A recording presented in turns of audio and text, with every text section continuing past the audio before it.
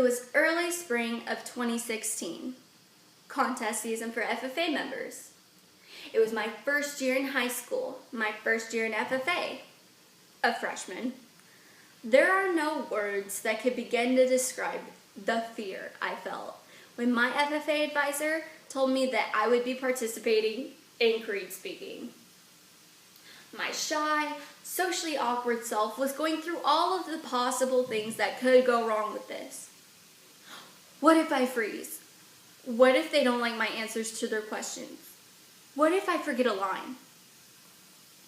Fast forward to the day of my first contest.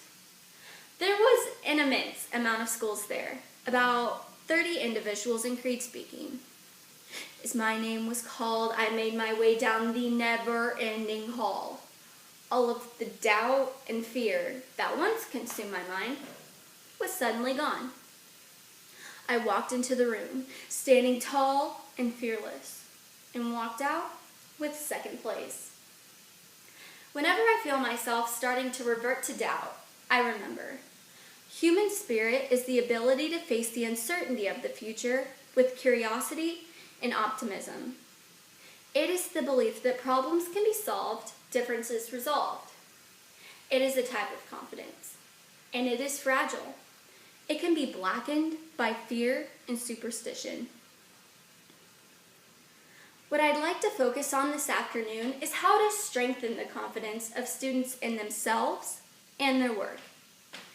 I'd like for you to imagine two people walking into a big business corporation, both dressed appropriately, both with superior work ethics, and both highly qualified for the job.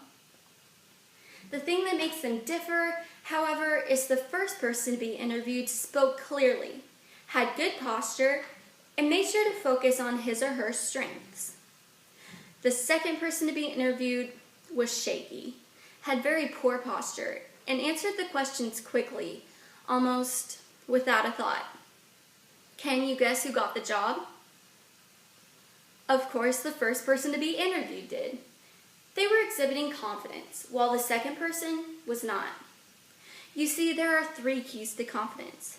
You must know yourself, take initiative, and maintain and further build the indicated. If you were asked to describe yourself in one word, what would it be? Maybe you decided to focus on the fact that you have exceptional social skills, or maybe you simply said you're a determined person. Both mentioned are positive things that one should display for the public to see. There are individuals, nonetheless, that would say they're lazy, or compulsive, or even irresponsible. Negative self-image is such a common thing in today's society when it shouldn't be. The first step in building your confidence is getting to know yourself. You are your biggest enemy in this phase. There are so many things you can do to improve your self-image. For example, you can dress nicely, or surround yourself with positive people. Honestly, it's as simple as trying to discard bad thoughts and concentrate on positive ones. In order to fully establish confidence that will lead to success, you need positive knowing, not positive thinking. Taking initiative is pretty self-explanatory. It's as straightforward as grasping the concept of how to shape confidence within yourself and executing those concepts. The primary focus in this step is determination and patience. Not everything will come naturally and immediate. It's important to know that confidence is something that is a work in progress.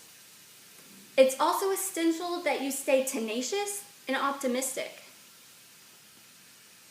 Once you acquire the first 2 steps, the last step should be effortless. Maintaining confidence is something that can be easy, but also difficult if you allow it to be. Gaining or losing motivation will either make you or break you. It may be a struggle at times, but the payoff should keep you persistent. Confidence is the foundation of your future. Without it, society would be very sad and boring. Confidence allows you to stretch your limits, and fully believe in yourself. After all, if you don't believe in yourself, how do you expect others to?